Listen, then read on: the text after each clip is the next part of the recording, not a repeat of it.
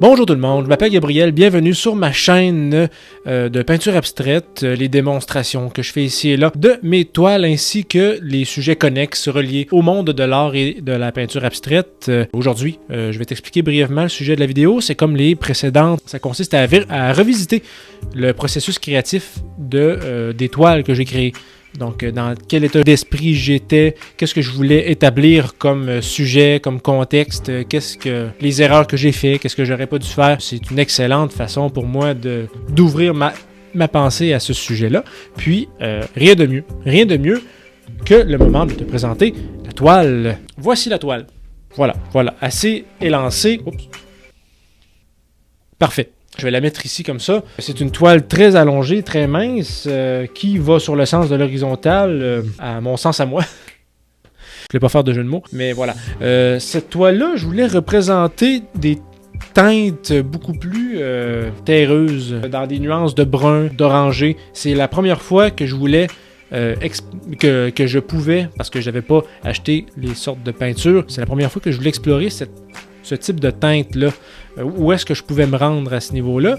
Puis j'ai intégré également, pour une des premières fois, le gesso. Côté texturé, assez subtil, je dirais. Je sais pas si ça se remarque à quelques moments. Ah oui, je pense que là, oui, dans le reflet, peut-être voir là, les nuances de... Oui, c'est ça. Je pense qu'on peut voir la texture du gesso.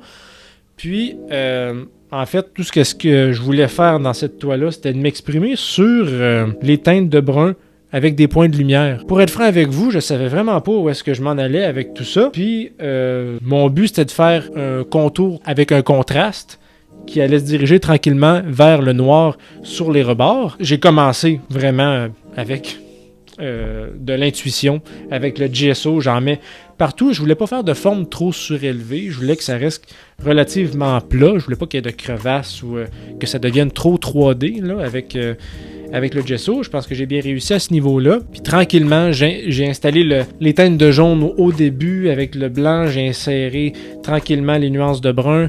Puis ce que je voulais faire en prime abord, c'était les glacis. Donc une autre expérience pour moi de glacis. C'est des teintes que je n'aurais jamais pu atteindre autrement que par la technique de glacis. C'est une des premières teintes aussi, des premières toiles, je veux dire que j'ai commencé vraiment à trouver que je mettais assez d'eau, que j'étalais la peinture à la bonne vitesse, que je faisais bouger le pinceau aussi de la bonne manière pour que la peinture s'étale au bon endroit. C'est tellement subtil comme méthode d'application. Ma première référence, c'est peut-être comme plusieurs d'entre vous, c'est Anthony Chambaud. C'est ma référence ultime. Point de vue des glacis, je veux pas me fier uniquement à ce qu'il fait. C'est pour ça que je regarde très rarement ses vidéos de démonstration pour pas m'influencer, même si on a un style qui se rejoint assez fortement, mais l'idée reste le même, c'est l'exploration du glacis en ajoutant des teintes de plus en plus foncées pour donner ces couleurs-là au final. J'en ai des glacis, j'en ai à ce niveau-là, j'ai des teintes plus pâles, les touches de blanc, est-ce qu'on peut le voir ici? Sinon, dans la vidéo, je vais faire passer des séquences vidéo. C'est ça, c'est à peu près tout dans cette toile-là est né de glacis. Puis, à la fin de toute cette application-là, je me suis dit, il me semble qu'il manque un sujet. En partant, c'est un beau fond. Je trouvais que c'était un beau fond, terreux, avec des nuances de jaune et de lumière. Mais je me suis dit, il faut que je rajoute un petit quelque chose. Il faudrait que j'aille un peu plus loin. Il faudrait que je me stoppe pas comme sur certaines toiles que j'ai présentées précédemment. Donc c'est ça, j'en suis venu à faire un test de projection blanc. C'est quand même ce que je voulais. Je sais pas si en ajoutant peut-être une projection supplémentaire de noir, ça aurait pu ajouter un contraste plus intéressant ou peut-être une projection de brun.